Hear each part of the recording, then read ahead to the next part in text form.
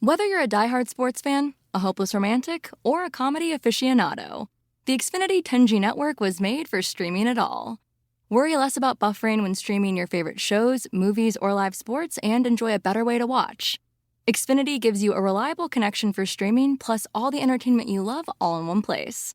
Fear not, because now you can finally sit back, relax, and stream your favorite entertainment and sports like never before with the Xfinity 10G network. Introducing Royal Caribbean's newest ship, Icon of the Seas, the ultimate family vacation. The ultimate 6 slides, 8 neighborhoods, 0 compromise vacation. The ultimate never done that, can't wait to do it vacation. The ultimate chillin' by a different pool every day of the week vacation. This is the Icon of Vacations. Icon of the Seas, arriving in 2024. Book today. Come seek the Royal Caribbean. Ships Registry, Bahamas.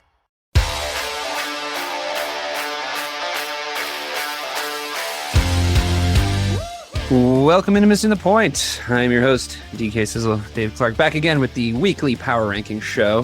We're going to talk about Bob Kelly's Power Rankings, the kind of crazy, insane, ever-changing organism that lives inside the Missing the Point world. We always talk about how much parity there is this season in the NFL, and I think the rankings often reflect that. There's a lot of chopping and changing at the bottom, but also a lot of interesting things to talk about.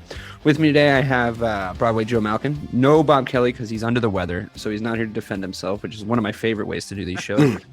Filling in for him is the birthday boy, Craig D'Alessandro, usually our producer extraordinaire, but I asked him if he had one birthday wish in the whole wide world, what would it be? And he said to cure cancer. And I said, well, how about you can just be on the show instead? And we thought it was a fair compromise. Close enough. So here's Craig D'Alessandro and Joe Malkin to talk to me about a ever evolving but quite entertaining football season. And we're going to start right away with the Power Rankings. At number 10, we have, and just for the listeners at home, we are recording this during the Thursday night football game between the Baltimore Ravens and the Tampa Bay Buccaneers. So we're kind of following along, but the context of this show won't really feature the result of that game. And it's not going to matter because neither of these teams are actually on the top 10, even though, they might be next week. Which is kind of amazing.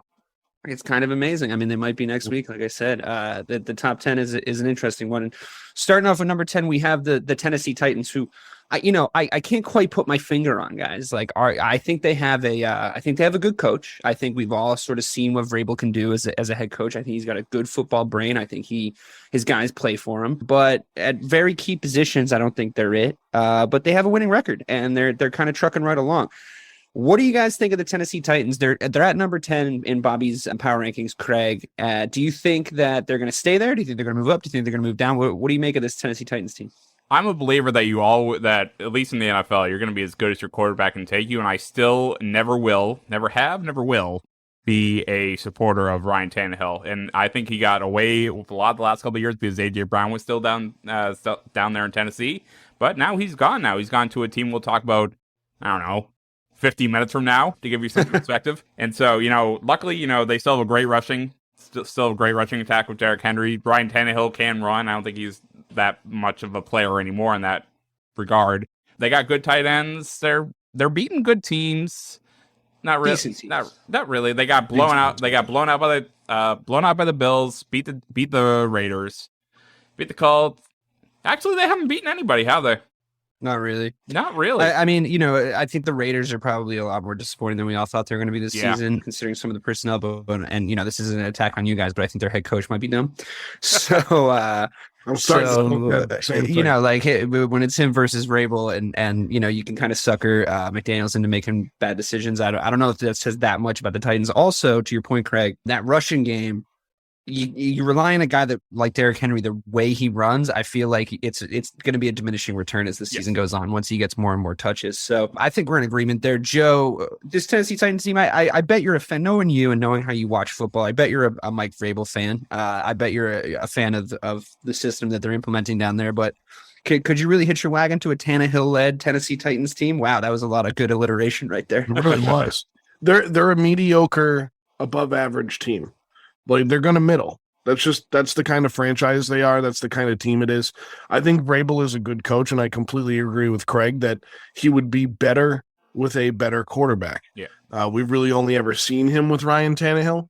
So we don't really know what else he can do with a better quarterback. I think Ryan Tannehill's career was rejuvenated, and he's playing well. But again, you're hitching your wagon to a 6'4", 250-pound running back that is he's gonna diminish over time. Coming off knee surgery too, I think. Yeah, and I don't know really what else they have there. So I mean, this 4-2 record is great for them, but you're beating teams like the Raiders and the Colts. And I mean, the Colts just sat down the quarterback that they hired to basically who they thought was going to be the next coming of Phillip Rivers for them. And I think I'm with you on the Raiders now, DK. I think Josh McDaniels might just not be a good NFL head coach, and that says a lot about what John Gruden did his first couple years.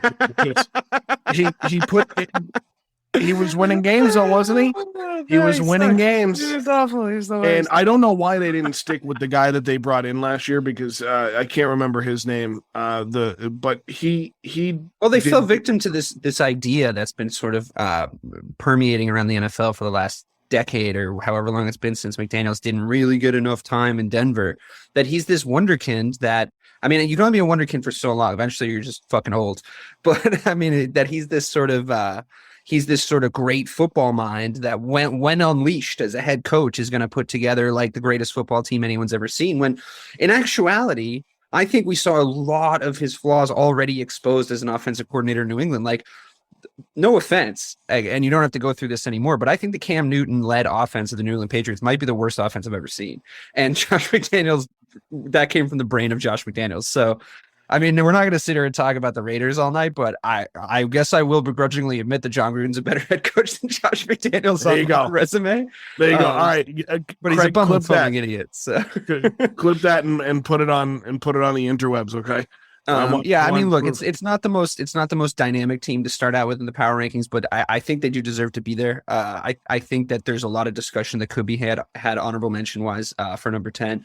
I think there's teams that are like we said, like a lot of parity, like after the top three, and we're probably going to do the top three like we usually do, group them together at the end and kind of talking about who's poking their head out in this 3-horse race. But apart from the top three, there's not a ton of drop off. I don't think any team could beat any team, which I think for the neutral, which both of us sort of are, all of us sort of are, because neither of our teams are that good. But I don't know. We'll see about the Bears. We'll see.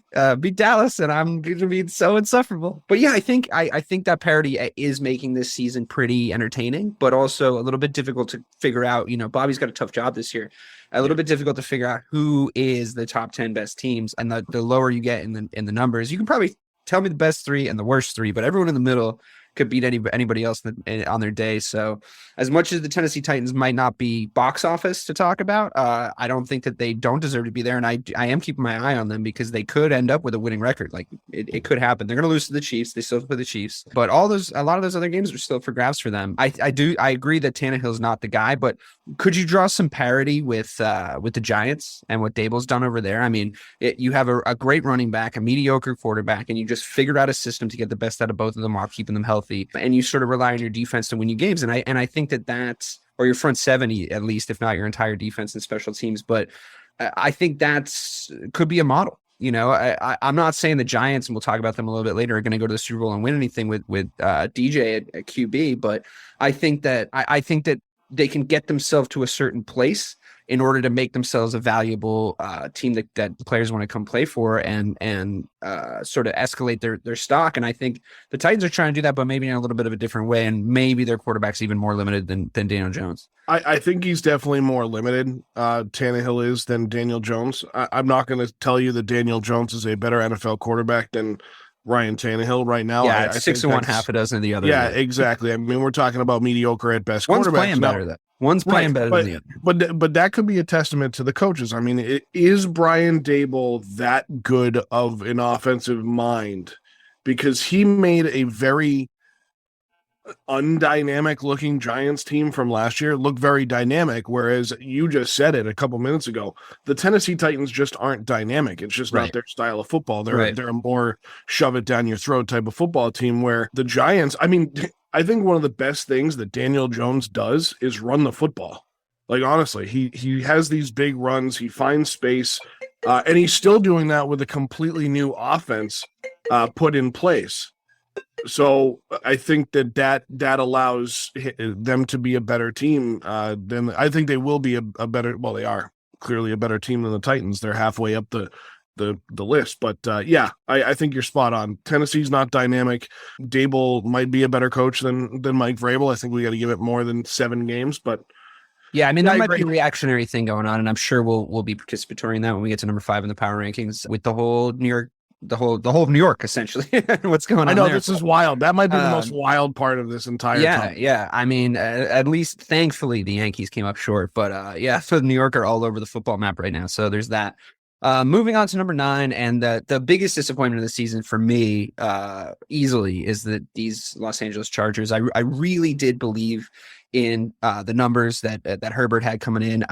To me, it looked like he was gearing up, ready to have a breakout MVP style year. You know, you saw stats like the only guy who's got more yards per completion is Pat Mahomes. You gave him the old eye test, and you saw a guy that was so pro ready when he came in, and he was just getting better and better. And not to say that he's like a massive disappointment, or he's like a bad QB or anything like that. I just think that he's hit a little bit of a slump coming into this year. I think we're talking about dynamism in the offense. That's definitely lacking. You can say Keenan Allen's been hurt for most of the year, but I think we're agreed that you got it. If you're Justin Herbert and you want to be the guy that everyone seems to think you are, you got to be able to do it without Keenan Allen. Now they are 4-3. It's nothing to sniff at, but it's been a difficult 4-3. It hasn't been anything to write home about. So where do you see this Chargers team going from here? I think there's some parity between them and the Bengals, the way that both teams look like they could break out in either direction. It seems the Bengals, we'll come on to talk about that. It seems the Bengals have broken out in the correct direction. Joe Burrow kind of finding his own. Becoming the guy that he was at the end of last season and into the playoffs and in the Super Bowl, quite frankly, despite fearing for his life for the entire time. The worst offensive line in the history of the Super Bowl, playing the best defensive line, one of the best defensive lines. But I think the Chargers got to shit or get off the pot at this point, right? They got to decide what kind of team they are and if they want to actually have a dynamic offense and the defense that was on paper coming into the season. Well, the defense hasn't been awful. I think they've lacked on offense. And Keenan Allen's been hurt, but Keenan Allen's been hurt most of his career. I mean, he just can't stay on the field. Austin Eckler has had injury problems here and there. He's still great, though. I mean, he's sort of saving them right now. Sure, without a doubt. I would say he's a top 7 back in the league, top 10 at the worst. Yeah, it's a good football team. They're 4-3. They play in what we thought was going to be a tough division, but clearly that hasn't happened. Really, they only have one team to compete with out there in Kansas City. They'll be fine, but I agree with you. They need to find that dynamism. I don't think Brandon Staley is the best coach, and you just kind of compared them to one of the next teams we're going to talk about in the Bengals. I mean, I had Zach Taylor out in 2020. I was like, he's gone. And then, then he went to a Super Bowl, and I think he ended up being a pretty good coach. He's in his 3rd year now. They're still playing well there in Cincinnati. Brandon Staley, I don't know. And this is kind of the coach's theme here right now that's kind of jumped in, and it'll continue with the next few guys too. But yeah, I think the Chargers need weapons. I think they need to go out and get him more weapons. I just don't think he has enough to throw to. I don't know if he's a guy that's going to make his receivers around him better. I think Mike Williams is a very good wide receiver. I think he's got Austin Eckler out of the backfield. He just needs more weapons and to be able to spread the field, and the defense will be fine. Yeah. I wonder if we can even make this comparison down too. It's definitely not as big of a loss as Chase going down for the Bengals, but Mike Williams, it looks like the quote was weeks, not days for him. Yep. With the injury problems in the receiving core for Justin Herbert, I wonder if this is a make or break moment for him, though. If he can sort of help alongside the coaching staff, and like you said, I don't have a ton of faith in that coaching staff after these games. I think a lot of the mistakes that they're making seem to come directly from what would normally come from a coaching staff. The communication doesn't seem there.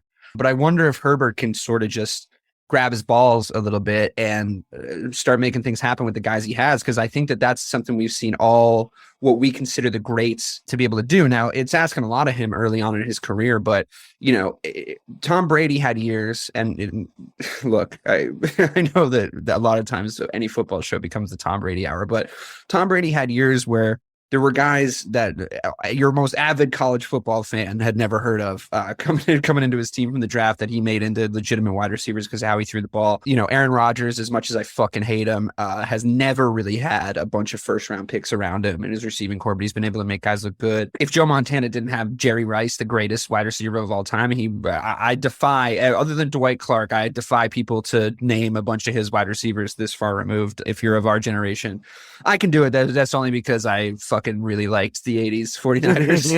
The 80s 49ers, that was a great time for football. Yeah. I mean, I wasn't alive, but coming into my football fandom and sort of doing the history reading part of it, I really enjoyed their highlights. I really enjoyed Joe Montana as a guy and as a representative of the game. And also sort of, not to go off on a tangent, but sort of the dichotomy of him being a Notre Dame, like All-American, and coming in and being that dude in the NFL and that being the prototype of a quarterback, and then to change that sort of in the modern era as the undrafted guy that no one's heard of, that has like the kind of pathetic combine to come in and be the GOAT.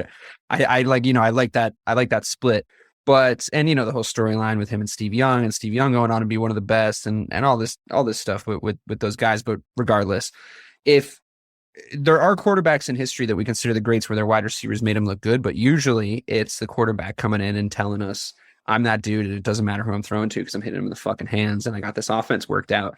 I would challenge Justin Herbert to go do that. I think he's got more than just not having receivers as an obstacle. I think he's got having a little bit of a fumbling, bumbling coaching staff around him too. So I wouldn't say it's his fault necessarily. That's just sort of, you know, the eye test of what I've seen. It doesn't really seem like their communication's there. But that's true of a lot of teams this year, to be quite honest with you. I think it's sort of a weird theme that's emerged. So maybe we don't 100% blame the Chargers on that. But we sort of alluded to number 8 on these power rankings. That is the former Super Bowl challengers, the AFC champion Cincinnati Bengals. Seems like they might have a little bit of a resurgence in him. Joe Burrow looking like a fucking stud out there last week. I don't have his stats in front of me, but they were outrageous. Joe, what do you think? Your namesake here in the middle of America. Do they come back? Do they still have too many holes? What's going on with these Bengals? Well, we found out Thursday that they lost Jamar Chase for 4 to 6 weeks, possibly more. Yeah, that's huge. Yeah, that's massive. I mean, I don't want to call him a binky. I just think him and Burrow have such a great relationship. Yeah, some of the greatest chemistry I've ever seen out of the gate. Wide receiver and a quarterback, which for obvious reasons, you know, they played together at LSU. But I think that it's so hard to translate that kind of through the NFL. They did it so successfully, and it's awesome. It's amazing because I mean, you think of some of the best, you know, quarterback wide receiver tandems ever. Marvin Harrison. Well, you had one. I mean, Joe Montana, Steve Young with Jerry Rice. You had Brady and Gronk, of course, as a tight end. And then he's a receiver. Let's be honest. Yeah, he was a receiver. You had Peyton and Marvin Harrison. So I would say the more accurate. Honestly, I know that they didn't win the Super Bowl, but the more accurate kind of partnership were probably Brady and Moss. Like single season, it's probably the best. Yeah, sure. I would say Jamar Chase is more closely. Talent-wise, closer to Ray Moss than he is to anybody else. No, I like this Bengals team. I still think their offensive line is terrible, but they still have some which is wild. Which is wild. And go get the fucking lineman, dude. They improved their offensive line, and it's still the worst offensive line in football. And Joe Burrow is still trying to, and he's still doing what he's doing, which blows my mind. The kid's the real deal. Number one, Zach Taylor's a good NFL head coach. Again, 2 years ago I had him fired. And now I think he's an actual good NFL head coach. He's doing a lot with a very young team. Burrow still has options, and that defense is still pretty good. Sure, they're 4-3. We're only 7 games in, and it sounds so funny because they only added 1 game to the NFL season last year, but it feels like they added more. Like 17 games for some reason feels like so much more than 16. Right. They're one of those teams that will be just fine. I think they can find their way through this middle of the season without Chase, get him healthy, come back. You know, the Ravens have been playing well. The Browns are not a good football team, and the Steelers don't look great. So I think they're going to be all right in that division. Yeah. Do you think Cleveland's going to get better when Deshaun gets there in week 11? I fucking hope not. That guy sucks. I think that organization, I think we have the obvious bad owners in football, the Dan Snyders, the Cal McNairs of the world. I think you're invited on the podcast whenever you want to come on. Open invitation. Would love to have you. Yeah, without a doubt. Would love to have you. Who's the owner of the Browns whose name is slipped? He's one of the worst owners in football. He's one of the worst owners in sports, and he blew up his team. And now, again, I know we were talking about the Bengals, but now we're on the AFC North. And Craig asked the question, are they going to get better? No, they're not. They're a bad organization. They keep shooting themselves in the foot. And while Baker Mayfield is not Tom Brady, he's also not Trent Dilfer. But one thing that Trent Dilfer does have that Baker Mayfield will never have is a Super Bowl ring. And I think that if the Cleveland Browns, and this sounds very like Gen Z, like if they treated him better, but if they treated him better and they actually gave him and they continued to grow the franchise around him, the team would have been fine. And, I don't know about that. I don't know screwed about that up. I feel like Baker Mayfield's exactly who you think he is when it comes to talent. I feel like he talked a big game. I feel like Joe Burrow came in and became great commercials though. He was talking about being he was all fucking talk, like he was all lip service. He didn't actually make any moves. He had fucking Nick Chubb running for him, who's an absolute fucking beast, probably the best red zone running back of all time. This is a guy that had everything that he needed to be successful, to be quite honest with you, and like except for a competent owner and a good head coach. Maybe, but I mean, he had talent, and as far as I say, I hope not, was as far as what's his knuckles, the fucking sexual assaulter coming back into fucking, I mean, not to say I won't pick him up for fantasy just to see how he's doing, but I already got him. Great. Craig's doing a fantasy season where he's just like, I'm going to stash everyone. D-Hop. All these guys that are suspended and retired. The second half of the season is going to be great. But here's the thing. Like, I think that he's probably going to come in and be the best quarterback the Browns have ever fucking had. You know what I mean? Like, that's probably what's going to happen because talent-wise, he is. Now, I think it's where careers go to die. I think you might be right. I'm not saying he's going to win a Super Bowl there, but like, damn, man, like that dude was not too long ago in the scope of our lives. That dude was up on the fucking Kansas City Chiefs in the AFC Championship game. Like, yeah, he is an above average to great quarterback. He is a below average to despicable human being, and he's a piece of shit. But I mean, he's very fucking talented. I mean, how many people do we say that about here in this sports podcast? Yeah, right. I don't know. Can you separate the dance from the dancer? I don't know. You fucking tell me. I hope he doesn't succeed. I hope that the city of Cleveland never succeeds. And I mean that both in a sporting sense and I just think Columbus, Ohio, forever. Just absorb all the good parts of Cleveland. No, I mean, obviously, I hope the best for the people of Cleveland, but I hope their sports teams lose forever. So, but also, how about the Cincinnati Bengals? Yeah, right. I mean, look, it's the Bengals are another team, which is a lot of what makes this football season difficult to talk about. It's a remains to be seen team. I mean, we need another few weeks. I thought we'd have everything figured out by now. I've been saying this on the power ranking shows for the past 3-4 fucking weeks. I thought we'd have everything figured out by now, but realistically, it's still a wait and see. There's too much parity. There's too many weird teams, and a lot of injuries need to sort themselves out. So we'll just have to see where we are. Speaking of injuries, the next team on the list we have is the New York Jets. I think deserving of the number 7 spot in the power rankings, quite frankly, because of their play, the teams they've beat, which I'm always harping on Bobby to factor in strength of schedule more on these power rankings, because a lot of times it's like, that team's 6-0, and it's like, well, who are they beating? Oh, they beat the fucking bad news Bears. Like nobody gives a shit about the teams they beat. Now the Jets, they went out and beat the Green Bay Packers. For whatever you have an opinion on their season, Aaron Rodgers is everybody's fucking darling, ayahuasca or ayahuasca. So at the end of the day, that's a good win. I really liked Sauce Gardner walking around with the cheese head. But Breece Hall's hurt now, and there's some other injuries that look like they're going to be season ending. Where do you say, for me, I won't bury the lead here. For me, if any of these kind of high record unexpected teams are going to drop off, for me it's going to be the Jets. Injuries, their personnel in general, with like what I thought they were going to achieve coming into the season. But there's some other teams on this list we might come to where that might be your guys' opinion. So Craig, I'll start with you. What do you think of this New York Jets team? Unbiasedly, I understand that they're in your division. They are a representative of the city of New York, but if you can try to put your sort of unbiased hat on for this New York Jets team, where do you think they're going to go, up or down on this power ranking? No, I think the Jets right now are probably the, second, third best team in the AFC East right now, which is something considering 3 out of the 4 teams in the AFC East. And you guys right are playing now this upcoming week, yes? This game week? Yeah. Playing them at 1:00 on That'll tell us Sunday. a lot, I think. It will, but as far as the Jets go, I like this Jets team. I've always liked the Jets. I don't have this bitter hatred of the Jets that some Patriots fans do. And for good reason, they're a good team now. Bryce Hall was having such a good season. It sucks he went down. He was having a great rookie year. They just brought in, who is it? James Robinson?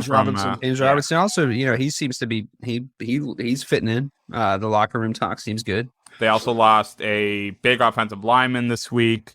But their defense, man, they have such a good defensive line, and their secondary is second to none right now. They had a great offseason. I can't even come close to denying that. So they're going to be in it. I think maybe the Patriots squeak by them this week, but I don't know, man. I think they're going to be in it for the AFC East as long as Zach Wilson stays healthy for a while. Yeah, I mean, you bring up a good point.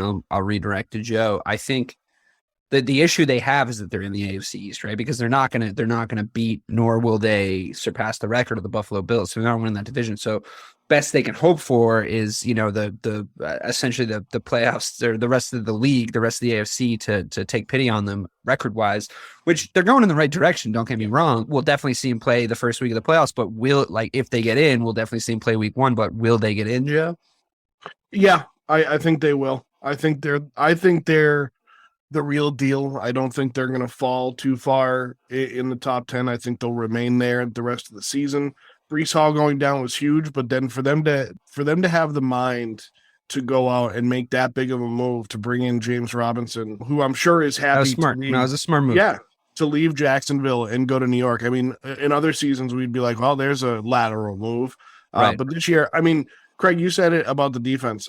Robert Saleh has always put together good defenses. He did it in San Francisco. It's the reason why everybody keeps saying, "No, Jimmy G, the defense got you to the Super Bowl." Great, good, because now he's got the New York freaking Jets at 5-2 in Week 8 of the NFL season. And ever since he came out and was like, "I'm keeping receipts on people talking shit about the Jets," I don't think they've lost. So basically, he's a motivating guy. He clearly has his guys playing well for him. Zach Wilson looks like an actual NFL quarterback. They got him some weapons in the offseason. I don't think the loss of Breece Hall is going to hurt that team very much. Well, Michael Carter's a good running back, dude. Like he's absolutely. I don't think he's Breece Hall, but I think he's a good running back. I think he's going to come in and I think at least alleviate some of the damage, because it's not as if they were relying on him to be Saquon Barkley in the first place. He was having a great season, don't get me wrong, but we talk about this all the time with running backs. Like, it's really difficult to tell unless you replace the running back how much of it is the offensive line, how much of it is the scheme, how much of it is that they're afraid of the quarterback, which I'm not 100% convinced that that's the case in New York for either New York team, to be honest with you. But I think Michael Carter can come in and be a serviceable substitute. I wouldn't be wholly shocked. What about you? No, I wouldn't be. You can also run on the Patriots, as we learned last week. Well, I was just going to say this week is a big test, and I say this unbiasedly, and I say this because one, Patriots teams have beat the Jets the last 12 times in the regular season. Barack Obama was still in office. When Obama was still in office. Now, granted, they Those lost are the days. 2 years in a row in the playoffs, but no, I think this is a very telling week for the New York Jets as a football team. They're going up against a divisional opponent that they haven't beaten in a very long time. They do have a few injuries. The Patriots are probably going to be a little pissed off after their blowout loss to the Chicago Bears. Would you call that a blowout? I would. I think it was. I just wanted to hear you say it again. Nope, it's an absolute shellacking. It was an absolute shellacking, Dave. And I it was so funny because I was like, oh yeah, I literally had that. I was like, oh yeah, Dave's a Bears fan, and it had just been so busy, and I'm like sitting in the stands watching the game, and no, it was an absolute shellacking. And well, the point I made, since we're about to move on to the Minnesota Vikings, and I think this is a good segue. The point I made about that game is I think you guys might have just caught us on the worst possible week to catch this team. Like, I'm not saying we're going to go on. The Bears are going to go on to win the Super Bowl, or even make the playoffs. But I think there's been a lot of almost games for us. It's not as if we've been losing badly to teams. It's just been like, oh, we're there, we're in the game, which is, I think, with a young team should be the philosophy. It's like, just stay in the game and like give yourself a chance to win. And the ball was just like never in Fields' hands to win. And when it was, like, people were letting him down. So once it was, and once he was like trusted more, and that was clear what happened with the Patriots, it was like, let's just lose or win on Justin Fields. Like, let's let it happen. And that dude is fucking dynamic. Like, he had an outstanding game. That That might And have been his best game as a professional football player. Easily, not even close. It's like easily his best game. And I think that what you can do now, what you can draw from that game is you can say, okay, and we're coming on to talk about the Minnesota Vikings. This is where I talk about this. Okay, is that division really locked up? Because the Packers don't look that good. The Packers don't look that fucking good. The Minnesota Vikings, I think there's a little air in that record.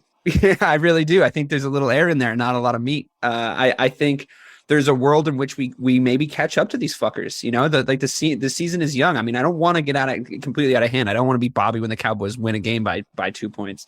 But I think, we're coming in to play Dallas this Sunday, and if we put on that same performance, win or lose, if we come close, there's a lot to take from it. And all I would ask of Justin Fields if I was showing him game tape this week is, when you start to run once the play broke down, when you waited until the last possible second, when they thought they had you, that's when the big things happened. When you were patient, when he broke off, when he went the play's broken down and he started running, not so much. So patience, he's the most sacked quarterback in the league right now. Like, that's just the case. So it's tough to ask patience of a guy like that. But I'm looking at this Vikings team But before we move on to that, I kind of want to relay that back to my final point on the Jets, because I look at the game that Justin Fields had. Yeah, they are similar. Their offenses are sort of built similarly. But Eberflus put together a really nice game plan against the Patriots. He outcoached Bill Belichick on Monday night. Like, that's plain and simple. Justin Fields played the best game of his career. Eberflus outcoached him, and he exposed the defense. Whether it was good or bad, he exposed the defense to the entire NFL for the New England Patriots. And I think that comes back to the New York Jets, where they are similar offensively, the Jets and the Bears.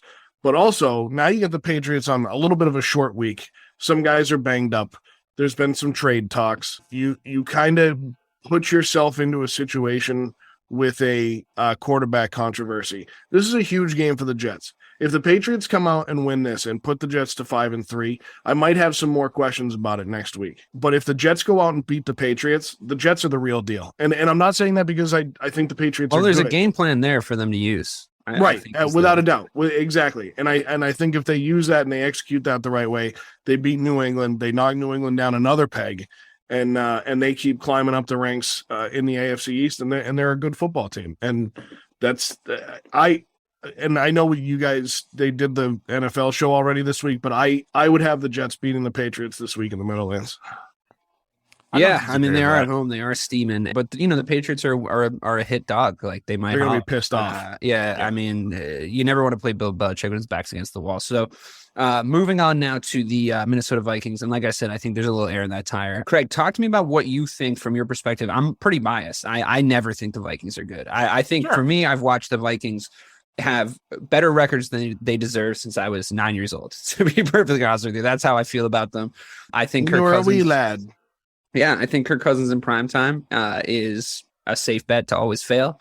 I think all playoff games are in primetime, and maybe not the traditional time slot, but they're under the lights, and he's under the microscope. So I just don't see him doing anything. But I mean, can you make an argument in the other direction? And if you wouldn't mind, tell me how hopeful I should be that the Bears might be able to catch them after last week's performance. Well, the defense played like they did against the Patriots this last week. I would be rather encouraged, because let's be real, the only thing that's keeping the Vikings back from being, higher on this power rankings is the fact that Kirk Cousins doesn't do anything good other than being a competent passer. He's the one thing holding this team back from being on the upper echelon of the NFL right now. If you ask me if I had to pick what team I felt had the most dynamic playmakers or best combined team, it would probably be the Vikings. They have Dalvin Cook, who's one of the best running backs in the NFL. Justin Jefferson, who I think is the best wide receiver in the NFL. Adam Thielen, 5 years ago, was the best wide receiver in the NFL. They have Irv Smith at tight end. I would make an argument for Cooper Kupp still, but I hear what you're saying. Arguably. Let's put it. Yeah, but he's up there. He's there. Yeah. He's right there. Irv Smith has been a competent tight end, and there aren't that many good tight ends in the NFL. And their defense has been out there too. The only thing keeping them back is Kirk Cousins. When Kirk Cousins is under the lights, he melts like Donald Trump in that one video where he just hates it. He's like, "Turn those lights off. I don't like them." But when it's 1 o'clock or when it's 4 o'clock or earlier, when it's not in prime time, when the focus is not on him, he lights people up. He doesn't do anything good, but he doesn't do anything bad enough to put the Vikings in a position to lose. Yeah, but I mean, he can lose you games in prime time. Absolutely. Right? Like, he will fuck up. Like, and that's, I think, the issue. It's like you can't be the best wide receiver in the NFL if the service isn't good. The ball doesn't start in your hands. The ball starts in someone else's hands, and if it starts in the hands of a guy who's almost certainly going to fuck up when it matters the most, you're not feeling great. And I think that all these guys are looking at him and being like, well, that's our leader, that's our guy, and I think you're trying to believe in him, but they know too, so unless Kirk Cousins can fucking turn that shit around, I just don't see it. And I think there's a good chance we catch him. Joe, what do you think about this Vikings team? But there is a thing with the Vikings. Their offense is just so dynamic. You can just huck it down the field and someone's going to catch it.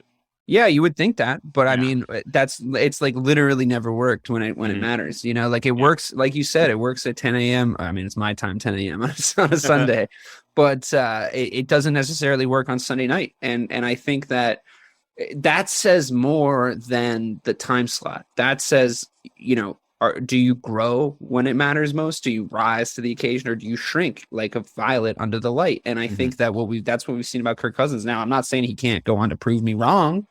But it wouldn't really be proving me wrong, because what I'm saying is, and what you're saying is based on the empirical evidence we have at our hands right now. So he can change the narrative. He can change that evidence because he's got more games to start in the NFL. But this is what it is right now. This is the truth of the situation. So how do you believe in the Minnesota Vikings? Joe, put yourself in a position where you have to talk yourself into the Minnesota Vikings. You have to do it. Oh, I've already done it, and you don't need to force me. I think the Minnesota Vikings will win the NFC North. I think they'll stay in the top. Thanks 10. a lot, man. And here you go. And I'll give you a few reasons why.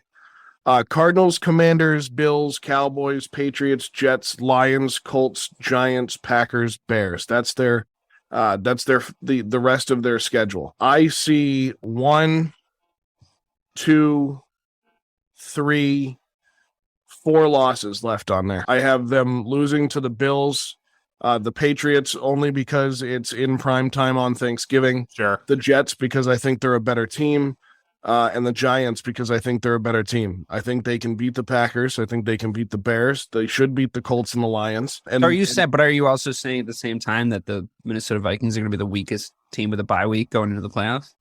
No. Well, weakest team with a bye week. I mean, we're talking about only 2 teams. You know what I mean? So, like, I don't necessarily believe that they will be the number 1 seed in the NFC because, again, there's only 1 bye week. Now they might be with that record that you just gave them.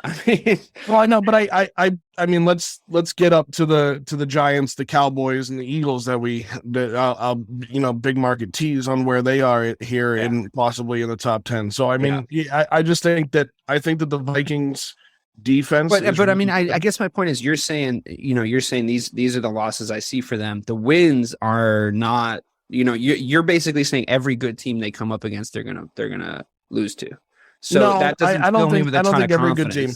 I have them beating the Cowboys. That might be because the Cowboys are able to lose it games. has nothing to do with that. I mean, it has nothing to do with having a Cowboys fan on the podcast or I don't have them beating the Cowboys, to be honest with you. I know, but I do, and so just to prove my point that I don't have them losing to every good football team. I think the Vikings are a good football team. I think their defense is good, and I think if Kevin O'Connell can prove that he can coach in the NFL, they'll be fine. Do I think that Kirk Cousins is going to win them a Super Bowl? No. Do I think they're going to be? Well, then what are they doing? They're going to be one of the weaker teams going into the playoffs. Well, that's my point, though. What are they doing? They're not going to be the number 1 seed, so they could get bounced in the first round.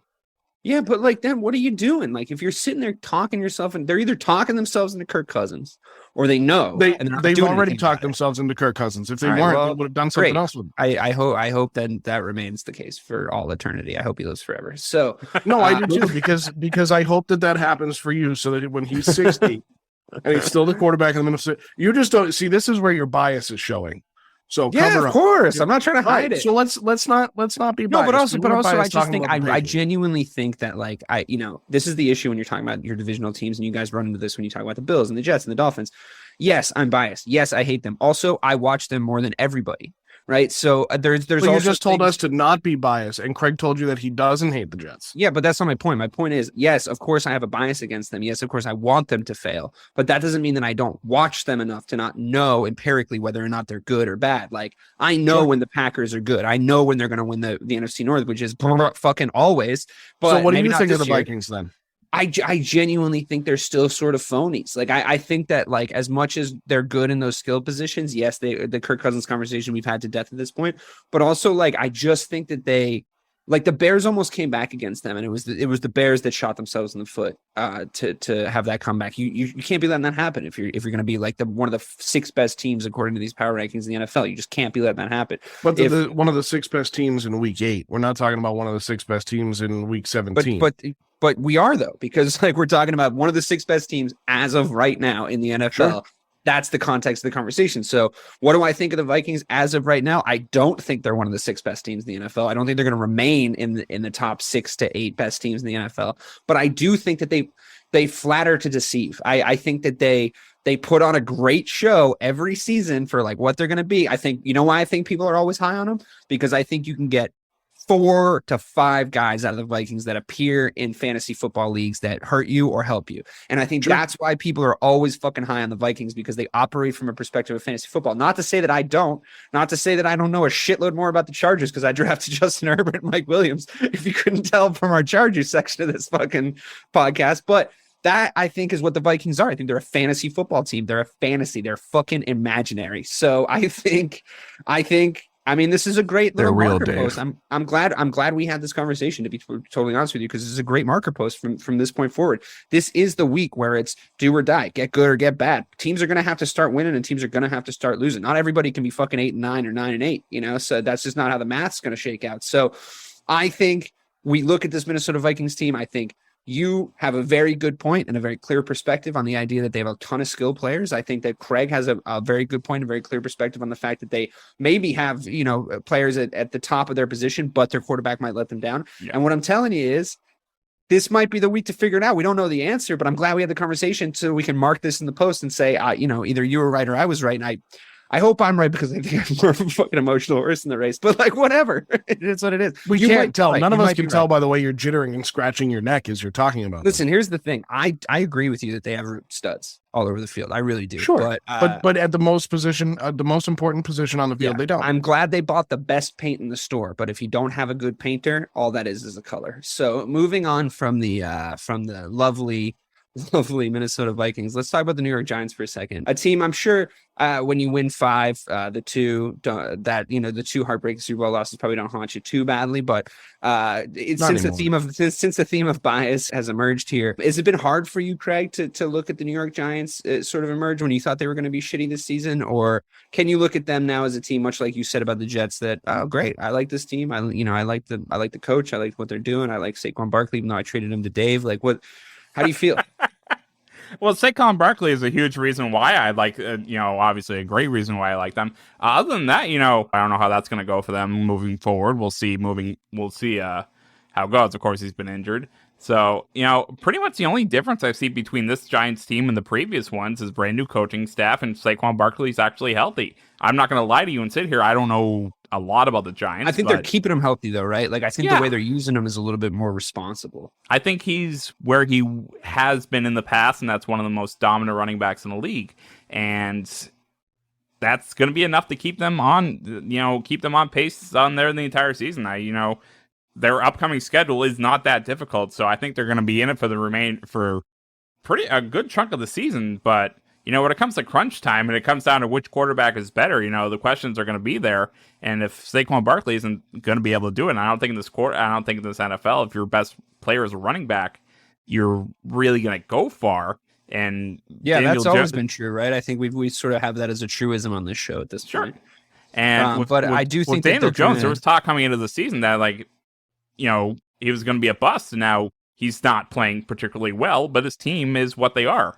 He's winning football games. Yeah. It's I don't think you have quite as much of a body of work to criticize him as you do like the Kirk Cousins of the world, where you could say he's winning football games where when he's going to stop.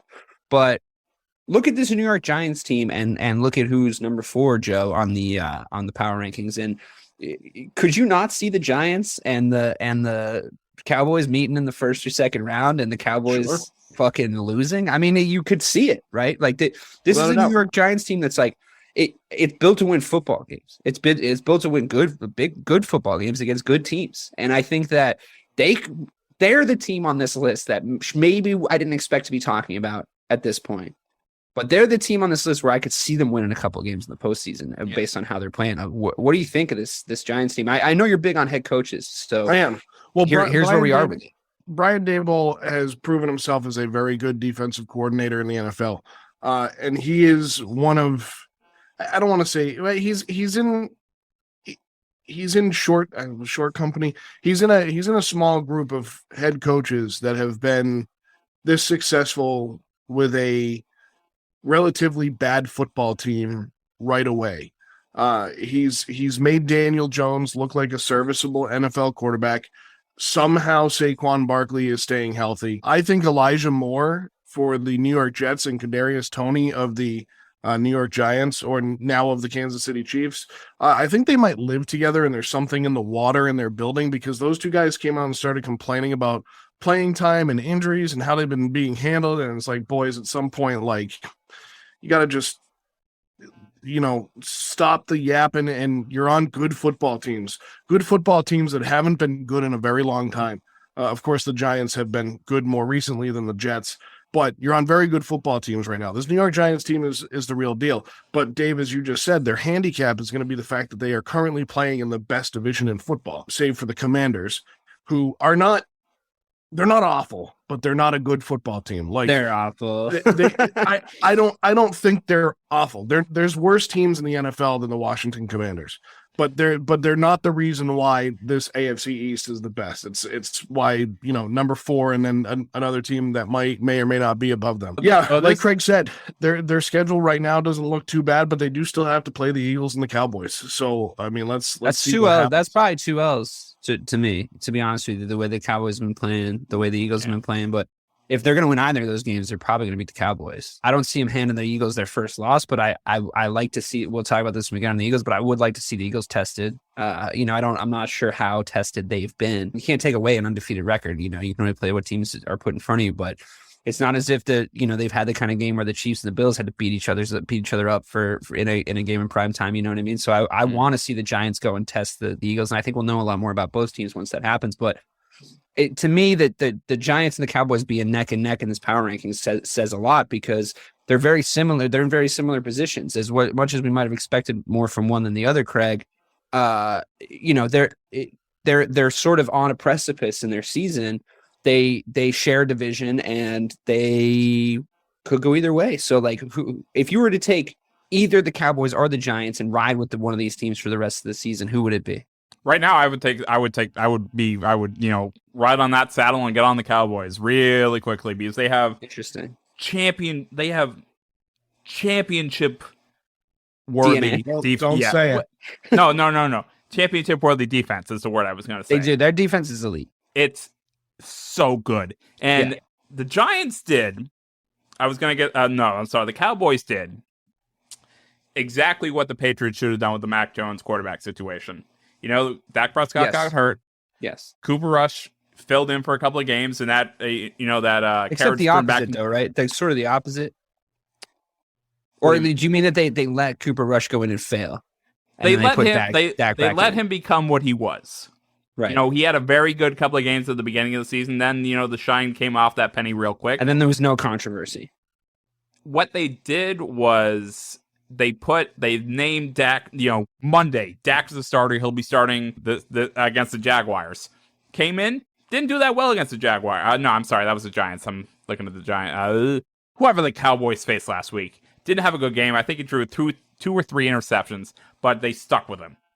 They proved that they let him know that he is the guy, and there's no question about it. And that's where the Patriots screwed up. But going back to the Cowboys, they're still the Cowboys. They're still going to be a good team. They're going to shit their pants in the postseason probably. But until then, they're going to be up there in the upper echelon of the team. Jerry Jones loves paying for great regular season wins. I think that there's a little bit of a fact emerging in Dallas, though. Like it or not, I think that their offensive coordinator might be lacking in his creativity and his ability to put together a really good offense around the players that he has. But at the same time, there's guys like Zeke emerging back into kind of what they paid for. They are establishing a running game.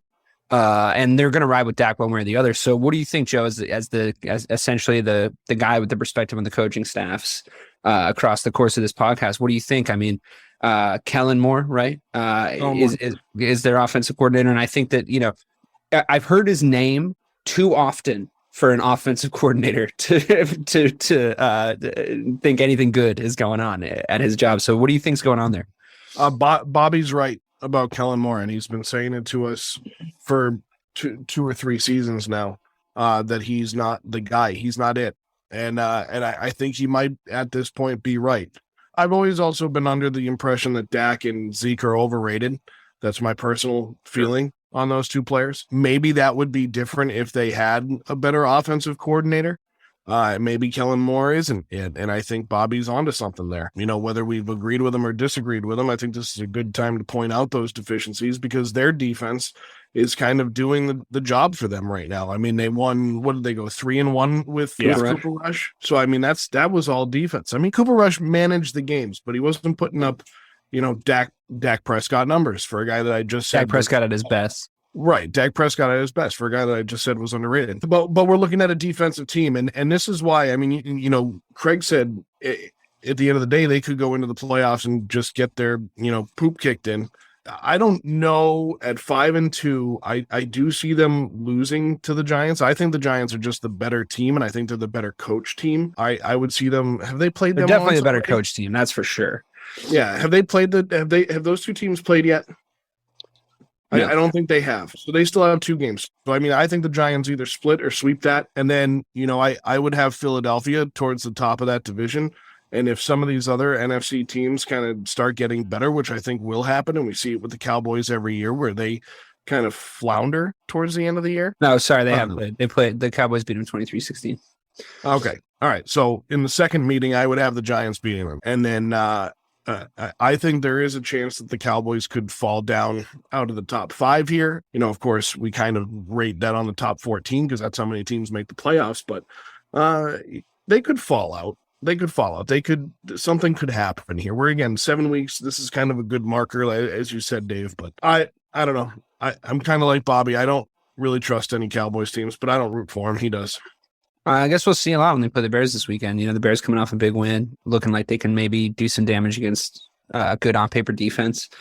We'll see. I think we'll know a lot about both those teams come the end of the week. I know where the smart money is, probably on Dallas, but I'm starting to believe, gentlemen. All right, moving on, and we're going to do what we usually do in these power rankings because the top 3 hasn't moved all year, which makes a lot of sense. I told you, 15 minutes. Since I have a new, cast of characters here, relatively new, I'm going to do what I started doing with you and Bobby Joe a few weeks ago, which is I'm going to ask you to pick your either the Buffalo Bills or the Kansas City Chiefs as your AFC team.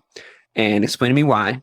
And then we're going to go on and you're going to talk to me about where they are against the Eagles if a potential Super Bowl happened between these, 2 of these top 3 teams. So I'll start with you, Joe. Where you told me you were Kansas City last time I think we talked to you. And is that still the case, or do you see some deficiencies emerging in the Kansas City world?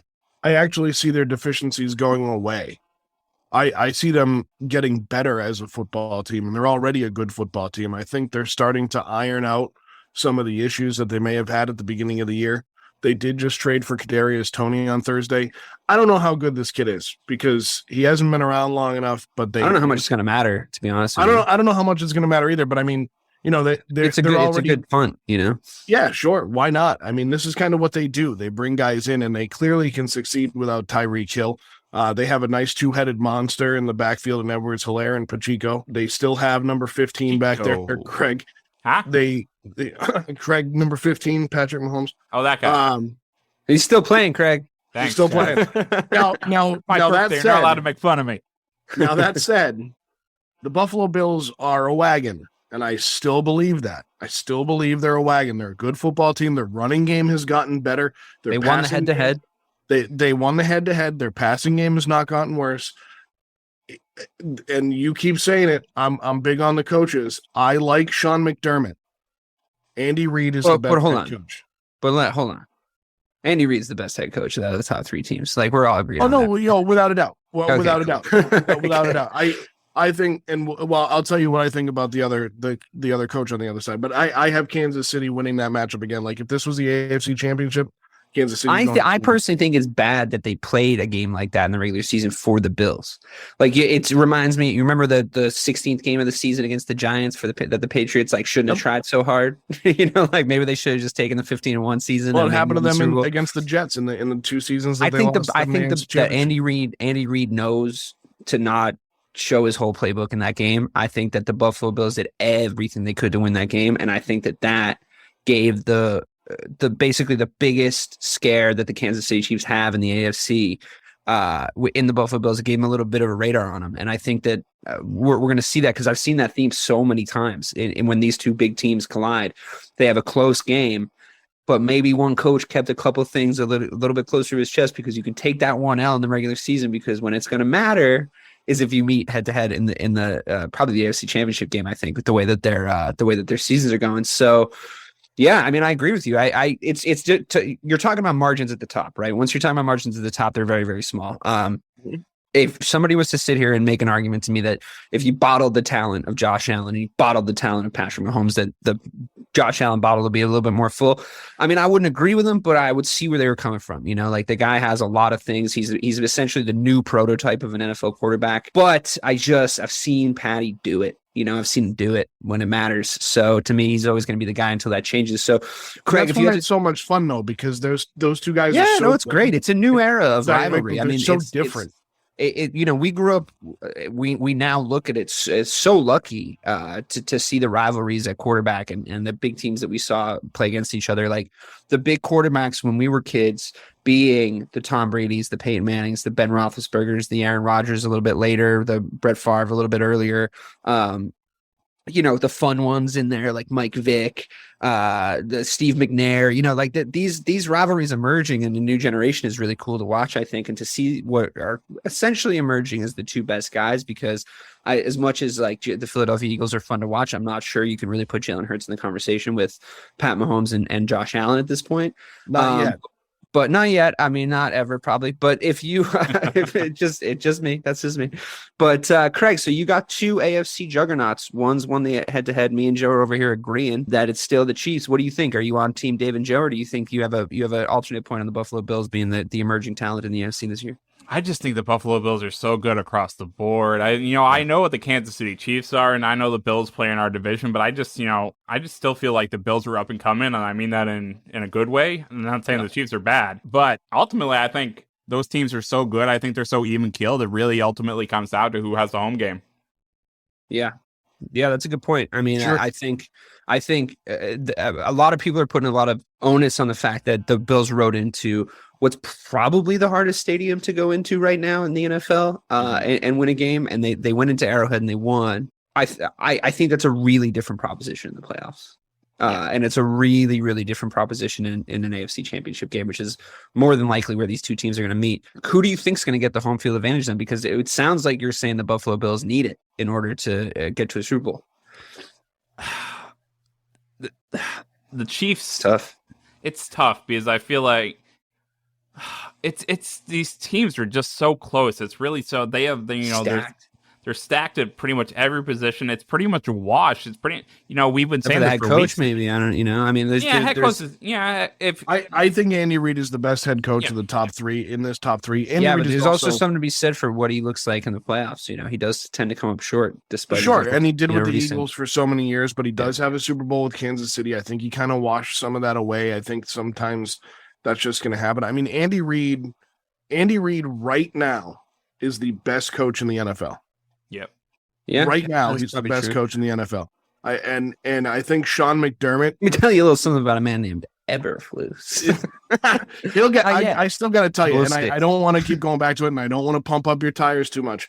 But as disappointing as that game was from a Patriots standpoint on Monday night, knowing you, being on this podcast with you, talking to you every day, it was it was really encouraging to see that kind of a game plan and have totally. the balls to just go out and attack one of the greatest coaches of all That's time. the only way to beat Bill Belichick. I mean, the unfortunate reality is that Doug Peterson put that fucking plan to paper. As much as that guy's a douche, the only way to beat Bill Belichick is to beat him in his own game and go at him head to head. Yep, without a doubt. He's a 7-year-old man. Just push him. Poor fucking guy. Well, yeah, but see, here's the problem. So is Andy Reid. Yeah. I feel like Andy Reid's made some sternish stuff though. He's a big dude. So the theme of taking these top three as a top three over the past few weeks when we've been doing this power ranking show has been whoever comes out of the AFC is the champion. All three players in this podcast seem to agree on that.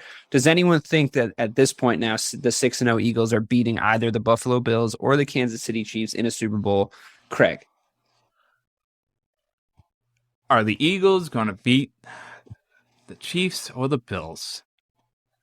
I really don't think so. Yeah, I don't either. I don't either. I want. There's a part of me that wants to say yes, but I just don't see it. Yeah, this could be a fun clip to play back when they're the Super Bowl champions. But Joe, do the Philadelphia Eagles beat either the Bills or the Chiefs? I mean, if they get the next AFC team on the list, I think they're Super Bowl champions. But do they beat either the Buffalo Bills or the Kansas City Chiefs right now in a Super Bowl, prime time, primest of times, the most watched show in America? Do they win that game? No. I think they're the best team in the NFC right now. There's only 4 teams in Bobby's top 10, and that's actually pretty close across the board. Actually, 10. With all of the what did I say? Nothing. Don't worry about it. What? Don't worry about it. You just threw me all off, Craig. You know what, man? What's wrong with you? It's your birthday and you just think you can do whatever you want? Philadelphia Eagles aren't beating either one of those teams. And I actually disagree with you, Dave. I think if the New York Jets met the Philadelphia Eagles in the Super Bowl, the New York Jets would be your Super Bowl champions. I do. I think see that happening. I don't see right now. I am where they're 6-0. So I'm not at the same place I was with Zach Taylor that I am with Nick Sirianni. But I think Nick Sirianni is actually a fraud. I don't think he's a good NFL head coach.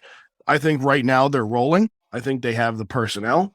I think they've made the wise roster moves. I think they've put the best players on the field that can fit with the other best players on the field. Their defense is really good. They're a good football team. I just don't see Nick Sirianni having it in him to beat Buffalo or Kansas City in a Super Bowl. And I think Robert Saleh would beat him out too.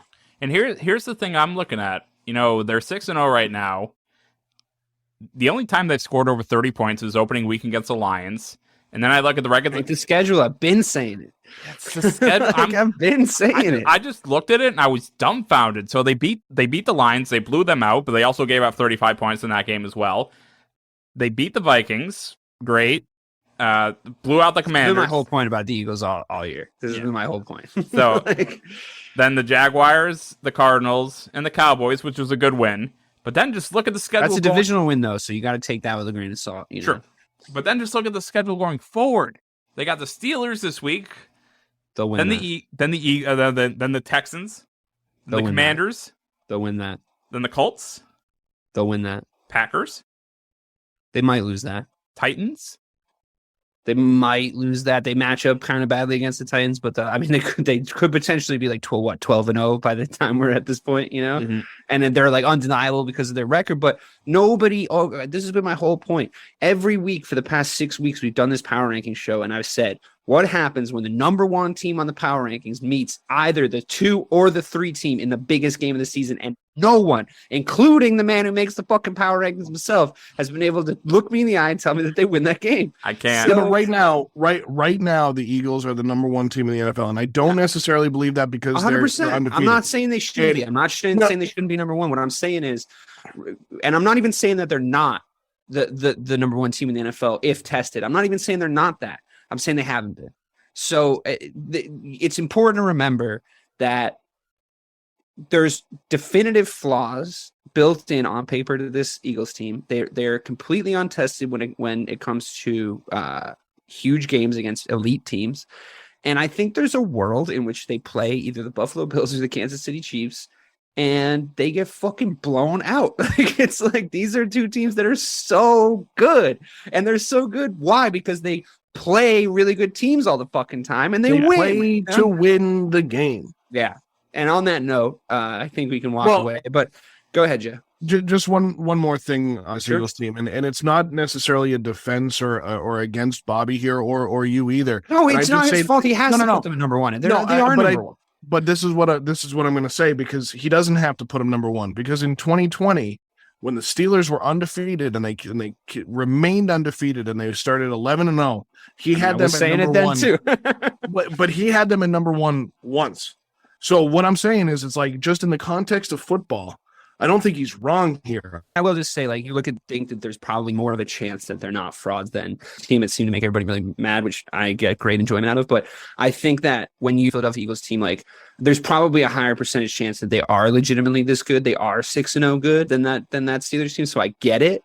For me, if I was making these power rankings, which I don't, so it doesn't matter, I just host the show, the Kansas City Chiefs would be number one. That would still be true of me. But like Bobby told me, he admitted it. He said the quiet part out loud. He was like, that's boring. So that's why we have this. And honestly, it's an easier thing to talk about. It's an easier topic to talk about when you have it like this. So it's great. Which is funny, Dave, because I have the Kansas City Chiefs, like, in the realm of right now. I have the Chiefs winning the Super Bowl, and yet I would have the Bills. I would have the Bills number one. So yeah, I mean, those three teams are still my top three, just not in the order that Bobby has them. Not to bring down the whole house of cards, but that's why the power rankings cease to matter once the games start to matter a little bit more. So, on that note, on the power rankings show, no, I mean, I love that we have these. I love that we're keeping track of it, and I love that we have a show built around it, because I think it's a lot of fun to talk about who the best, who the worst, and who the also rans are in the NFL.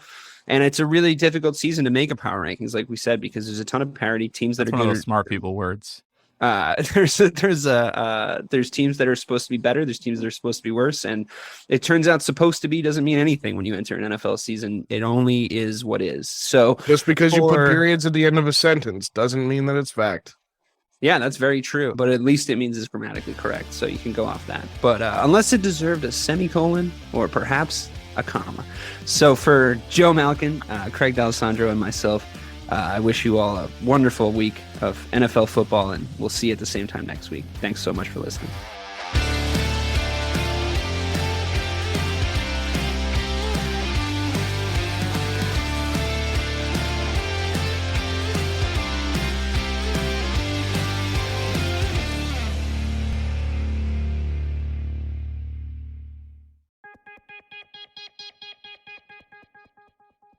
Step inside the marketing mirror to uncover marketing secrets, discover gems, tactics, lessons, and campaigns you can use, next gen or fundamentals.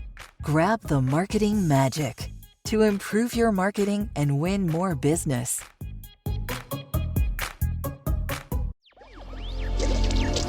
Electricast. Are you passionate about saving the planet for future generations? Do you want to learn how to do it? If yes, then you need to tune in to the Nature Back podcast. It's a talk show covering the changing world around us, from renewable energy, sustainable agriculture, circular economy, to ESG and social innovation. Don't miss this opportunity to discover how you can join the movement and make a difference. Subscribe to the Nature Back podcast today on your favorite platform and get ready to be amazed. Electricast.